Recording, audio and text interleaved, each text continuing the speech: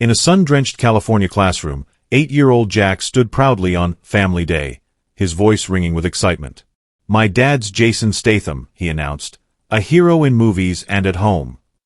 The words burst from him, filled with a child's unshakable belief, as his classmates leaned forward, caught by the boldness of his claim. Mrs. Carmichael, the teacher, leaned back in her chair, a smirk twisting her lips. "Jack," she snapped, her tone dripping with condescension, "we're sharing real stories today, not childish fantasies. Is your dad a mechanic, perhaps?"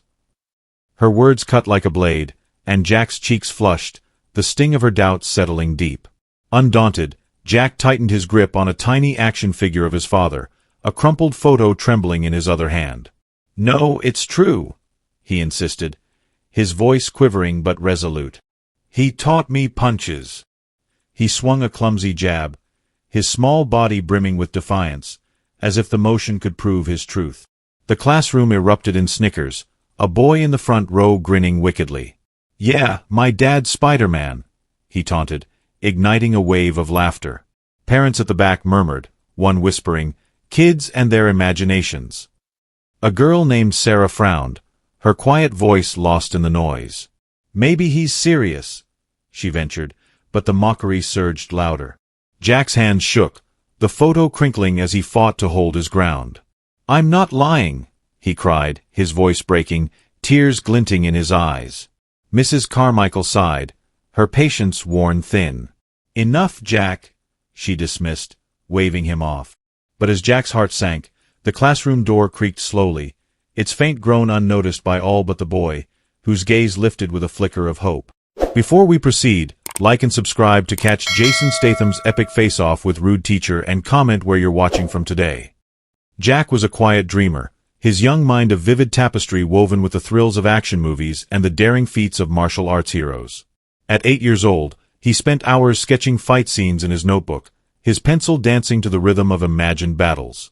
He idolized the fearless characters who stood tall against impossible odds, their courage a beacon in his small world. Every kick, every punch he mimicked in his backyard was a tribute to the stories that fueled his imagination, stories he shared with the one person who understood him best. That person was his father, Jason Statham, a man whose name carried the weight of Hollywood stardom but who chose a life of quiet simplicity to protect his son. In their modest suburban home, far from the glare of paparazzi, Jason was no celebrity, just dad. He taught Jack how to throw a proper jab, his deep voice steady as he guided his son's tiny fists. At night, they sprawled on the couch, watching The Expendables, Jason chuckling as Jack mimed the stunts. He shielded Jack from fame's chaos, ensuring his boy could grow up grounded, their bond forged in moments of laughter and trust. The classroom, nestled in a sleepy California suburb, thrummed with anticipation on Family Day. Children fidgeted at their desks, eager to share tales of their parents' jobs: firefighters, nurses, accountants. The air was thick with the scent of chalk and nervous excitement, the walls plastered with colorful drawings. Jack sat near the front, his small frame barely containing his eagerness, his fingers tracing the edges of his action figure, a miniature of his father, as he rehearsed his words in his mind. Mrs. Carmichael, the teacher, stood at her desk, her sharp eyes scanning the room with a weariness honed by years of corralling young dreamers. "Too many exaggerations," she muttered to a parent nearby, her voice clipped with disdain. She had heard every tall tale, children claiming their parents were astronauts or spies, and Jack's claim of a movie star father struck her as just another fabrication. Her jaded heart, hardened by a career of sifting truth from fantasy, dismissed his story before he could even finish.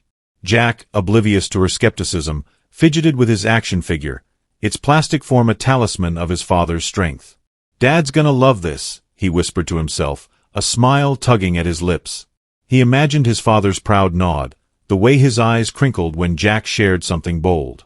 In that moment, the classroom's chatter faded, and Jack's heart swelled with the certainty that today, his truth would shine, no matter who doubted him. Mrs. Carmichael's patience, already threadbare, unraveled completely as she fixed her steely gaze on Jack. "Wishing your dad's a star doesn't make it true," she barked, her voice a whip crack that silenced the classroom's lingering giggles.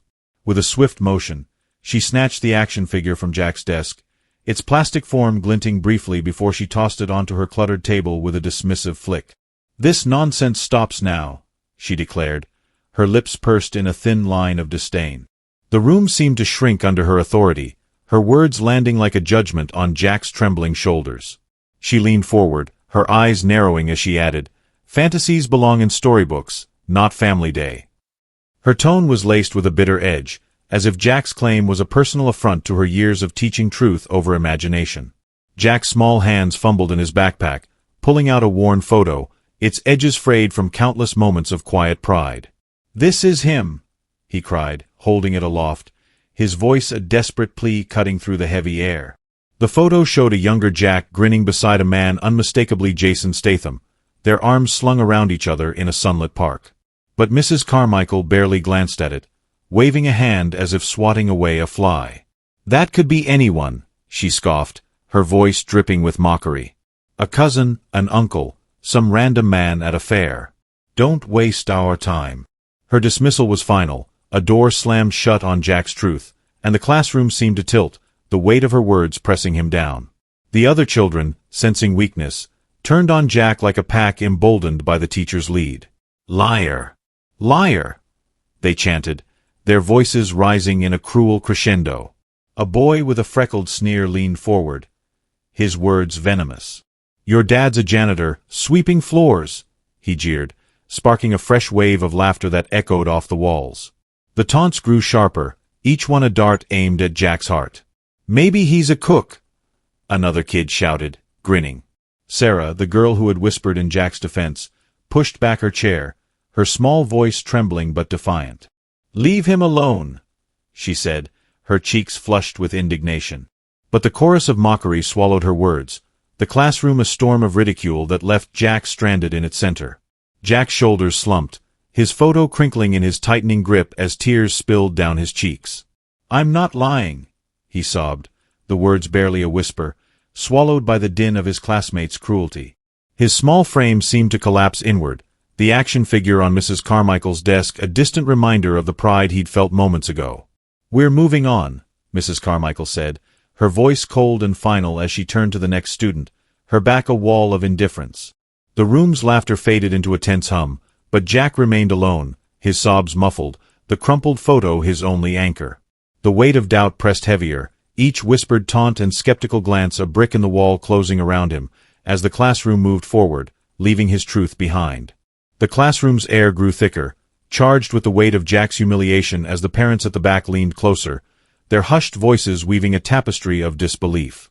"He's just seeking attention," one mother murmured, her tone laced with pity and judgment, her coffee cup paused mid-sip.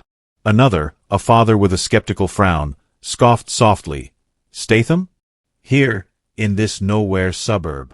His words carried a chuckle, as if Jack's claim was a childish joke not worth entertaining.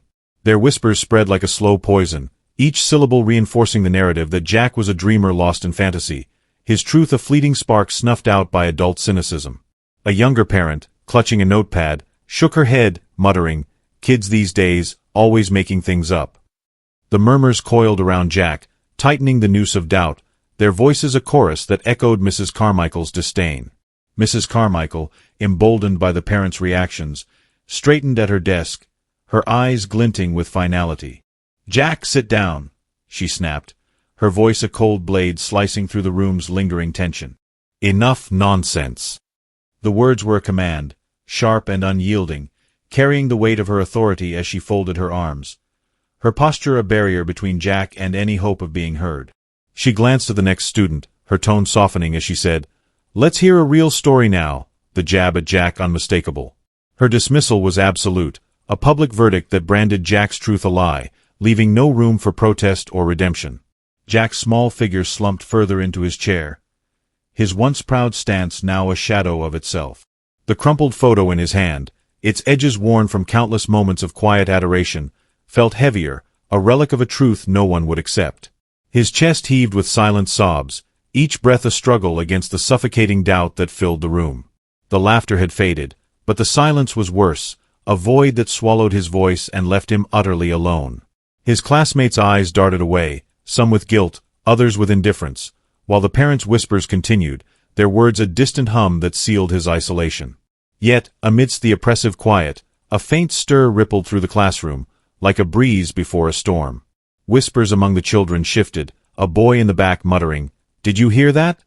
to his friend, his voice tinged with curiosity. A parent paused, her brow furrowing as she glanced toward the door, sensing something amiss. The air seemed to hum with an unspoken anticipation, a hint of something unexpected lurking just beyond the room's walls. Jack, his head bowed, didn't notice. His world narrowed to the crumpled photo and the ache in his chest, but the subtle shift in the room's rhythm hinted at a change, a crack in the wall of doubt that might yet let his truth shine through. The classroom's tense hush shattered as the door swung open with a slow, deliberate creak, and Jason Statham stepped inside. His presence was a force, broad shoulders filling the frame, his leather jacket catching the light as he stood motionless for a moment, surveying the room. The air seemed to thicken, every eye drawn to the man whose very existence defied the doubts that had crushed Jack's spirit. The oppressive weight of the room's skepticism vanished, replaced by a stunned silence that felt almost reverent, as if time itself paused to acknowledge his arrival.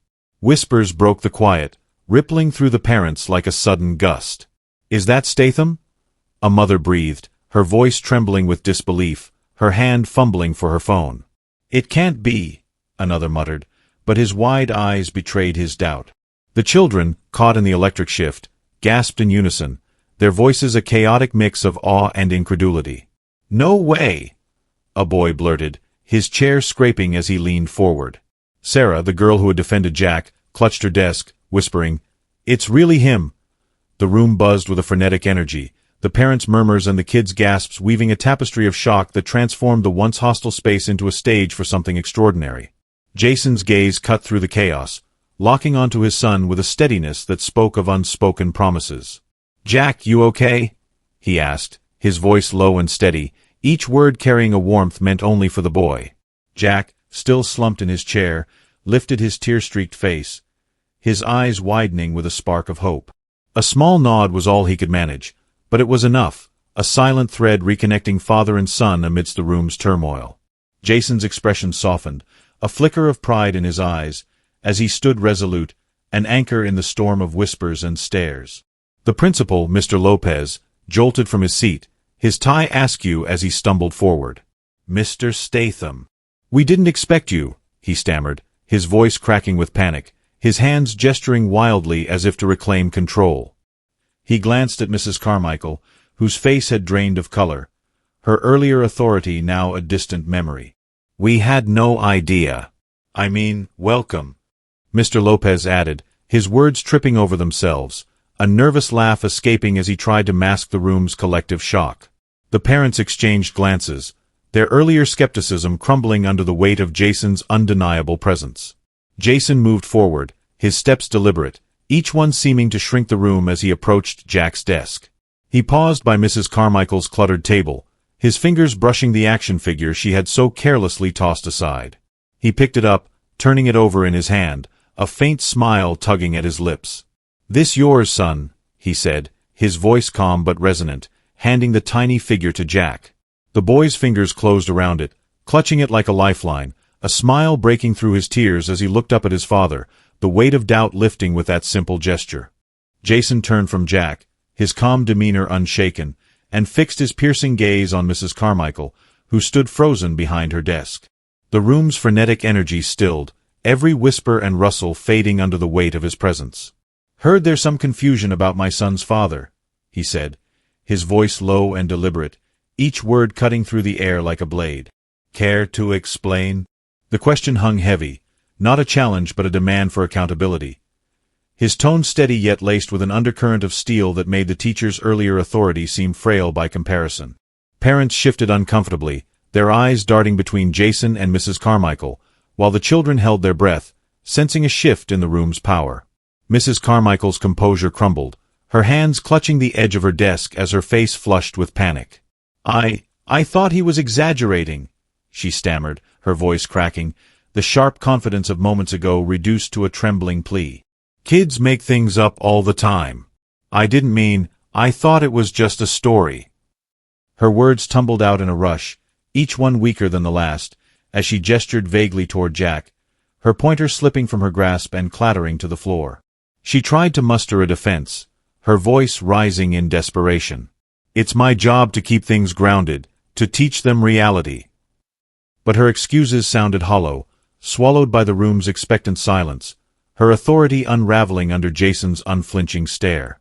Jason stepped closer, his movements measured, and gently set the pointer back on her desk, a gesture that silenced her protests. "Jack told the truth," he said, his voice firm but controlled, carrying the weight of a man who needed no spotlight to prove his point. "Mocking a boy for believing in his family isn't teaching, it's bullying." He paused, letting the words settle, his eyes never leaving Mrs. Carmichael's.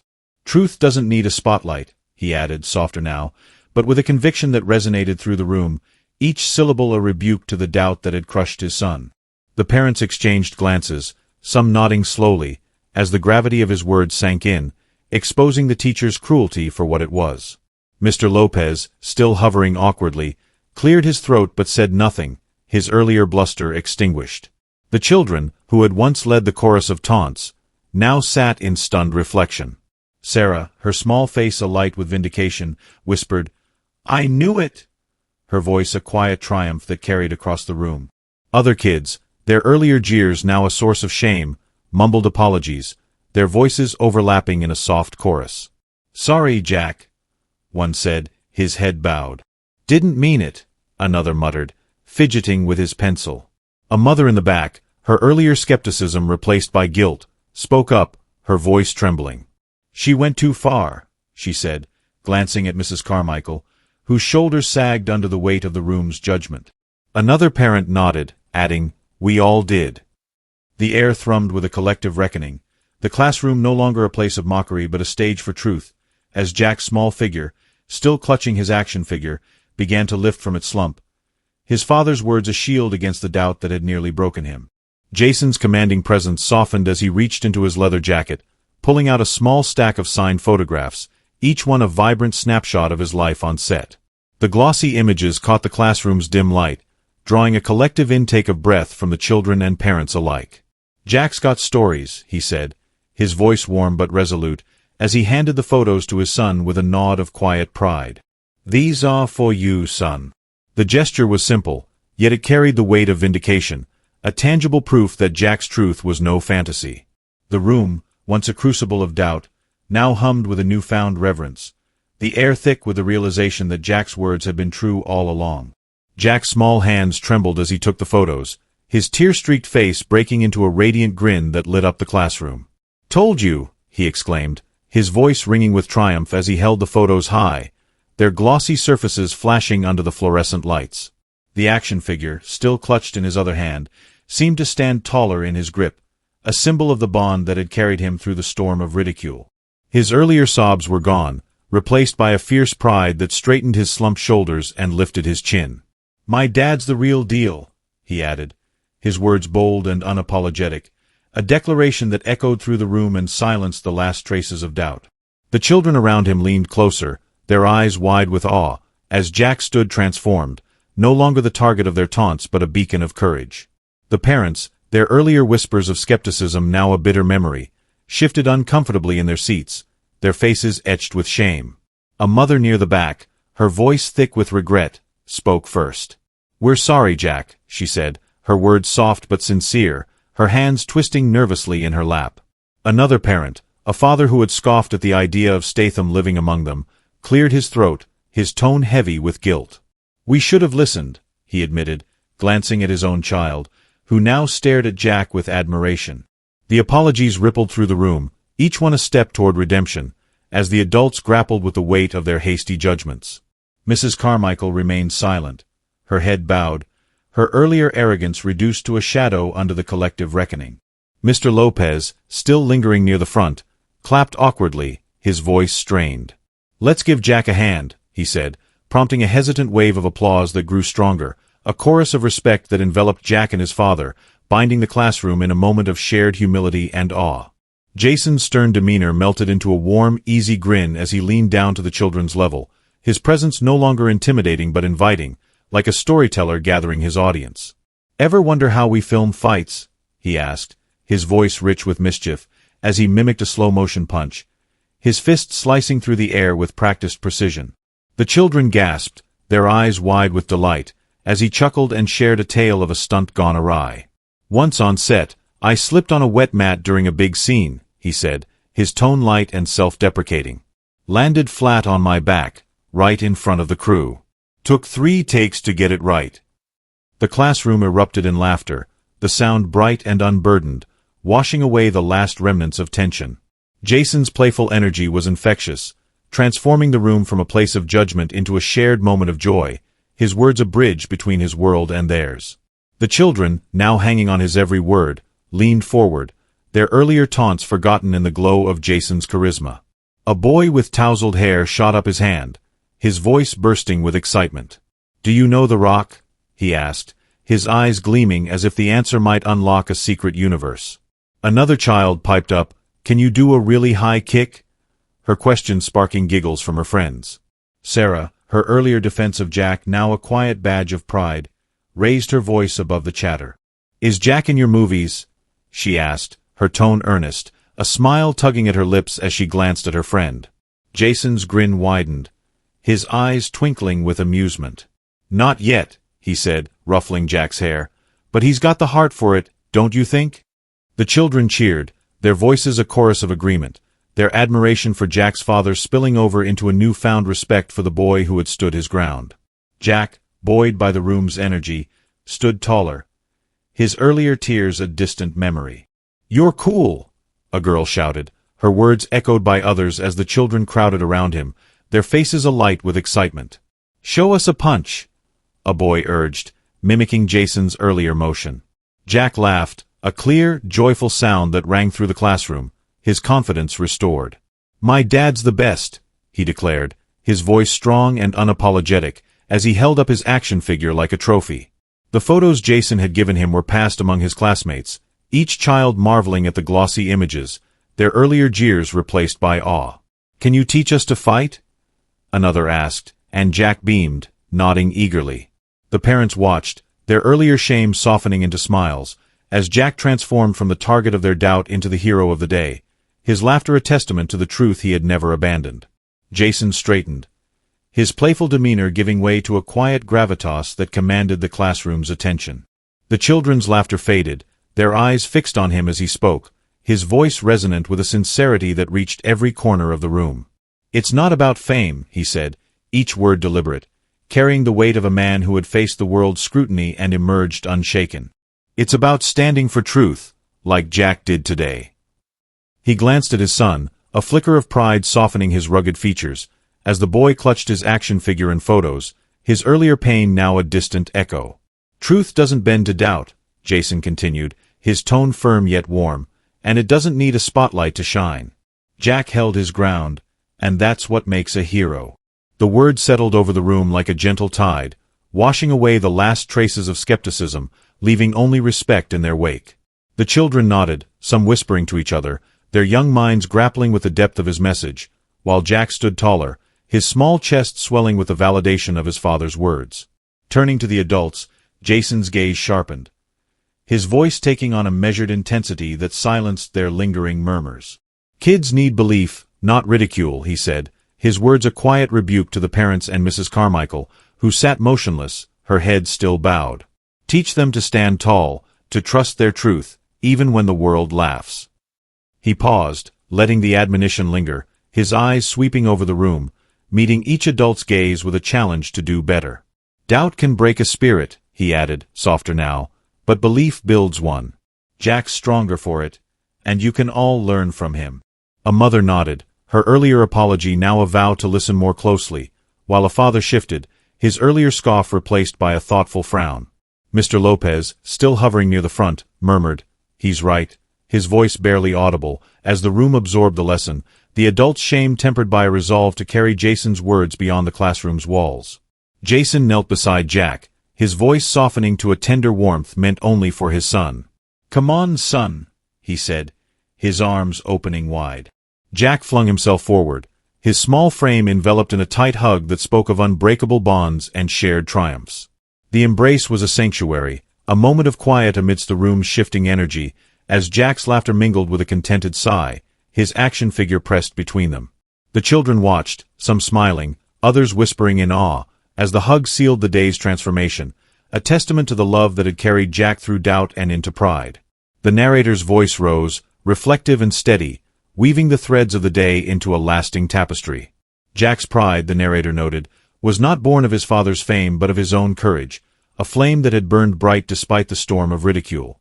The classroom, once a crucible of doubt, had learned the power of truth, a lesson etched in the children's wide-eyed wonder and the adults' humbled silence.